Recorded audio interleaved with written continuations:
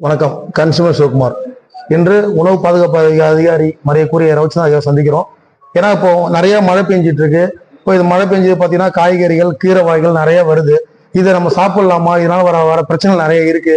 So இது சம்பந்தமா நம்ம உணவு பாதுகாப்பு அதிகாரி சந்திச்சு அவங்களோட சில விளக்கங்கள் கேட்போம்.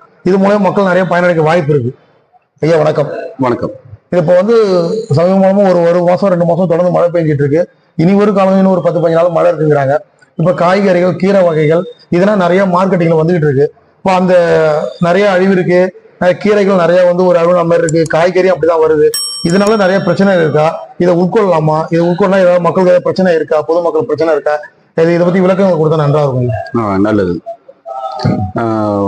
இப்ப மழைக்காலம் அதனால எல்லா இடத்துலையுமே வடகிழக்கு பருவமழை ஆரம்பிச்சிருக்கு. அதாவது இப்போ பீக்கில் போயிட்டு இருக்கு இந்த மழை. இது டிசம்பர் வரைக்கும் இருக்கும்.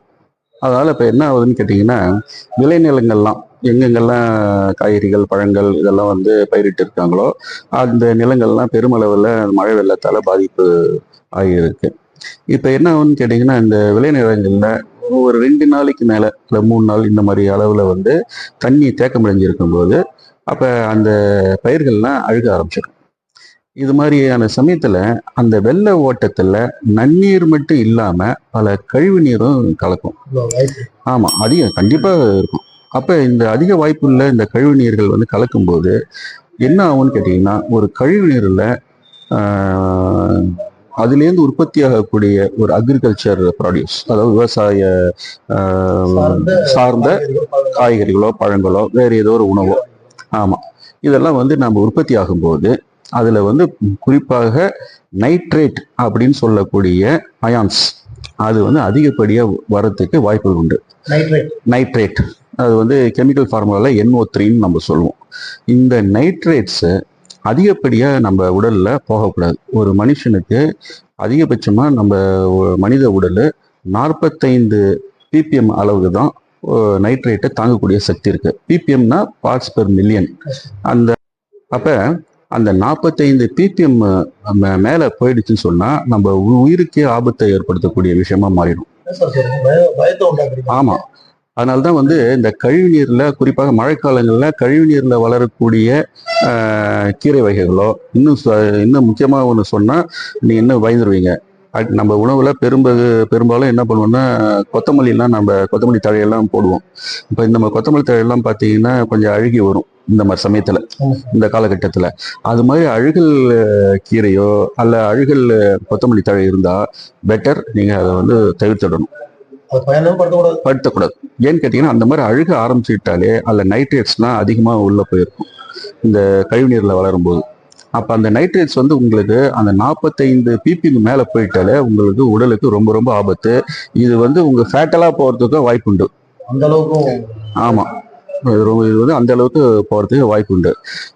பல வருடங்களுக்கு முன்னாடி, அதாவது 80கள் ஆரம்பத்தில் நான் நினைக்கிறேன், என்னுடைய நினைவு சரியாக இருந்த 80கள் ஆரம்பத்தில் சென்னையில் இந்த வேக்சின் பண்ணக்கூடிய ஒரு தமிழ்நாட்டு அரசினுடைய பரிசோதனை சாலையில் பல குதிரைகளை வளர்த்துட்டு இருந்தாங்க.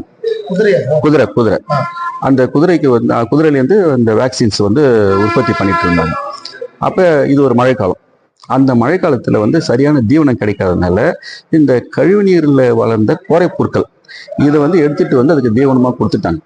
அந்த தீவனம் கொடுக்கக்கூடிய கான்ட்ராக்டர் என்ன பண்ணாரு, அவர் அவசரத்துக்கு அருகாமையில் உள்ள குட்டை, சில பான்ஸு, அங்கெல்லாம் கழிவுநீர் எங்கெங்கெல்லாம் தேங்கியிருக்கோ அந்த மாதிரி இடத்துல இருந்து அவசரத்துக்கு அதோடைய ஆபத்தை புரியாமல் நிறைய கோரை பொருட்களை எடுத்துகிட்டு அந்த இதுக்கு கொடுத்தாங்க.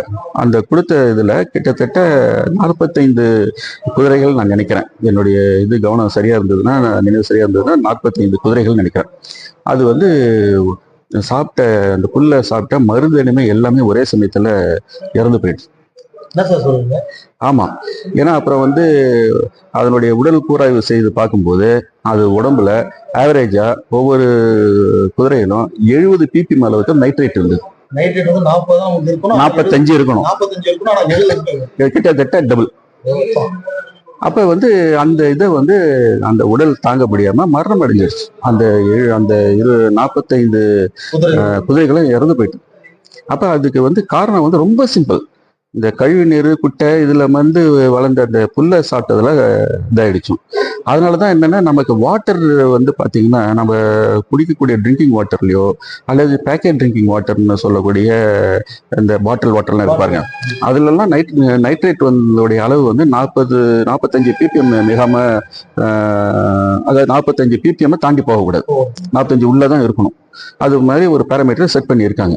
இதுதான் சார் புதுசா எனக்கு கேட்கிற மாதிரி இருக்கு, ஆச்சரியமாவும் இருக்கு, புது விஷயம் ஆச்சரியமா இருக்கு, பயமாவும் இருக்கு. இல்ல நீங்க பயப்பட வேண்டியது இல்லை. இப்ப இது வந்து விழிப்புணர்வுக்கு தானே நம்ம இதை பத்தி பேசுறோம். அதனால நுகர்வோர் பொதுமக்கள் இந்த காணொலியை பார்க்கும்போது டெஃபினட்டா உங்களுக்கு வந்து ஒரு விழிப்புணர்வு கண்டிப்பா வரும். அப்ப வந்து இந்த மாதிரி மழை காலத்துல உற்பத்தி ஆகக்கூடிய அல்லது அறுவடை பண்ணக்கூடிய இந்த கொத்தமல்லி கீரை வகைகள் அல்ல வேறு ஏதேனும் அழுகல் இருந்தாலும் நம்ம வந்து அதை உண்பதை தவிர்த்துடணும். உணவுப் பொருள்ல அழுகே உள்ள பொருள் எந்த பொருளையும் தொடக்கூடாது. ஆமா, அது இந்த சீசன்ல பொதுவாகவே அழுகல் பொருளை உபயோகப்படுத்தக்கூடாது. இந்த சீசன்ல வந்து நீங்க அழுகல் பொருளை வந்து நீங்க வாங்கினீங்கன்னு சொன்னா பேராபத்து தான். ஓகே, நன்றி. நன்றி.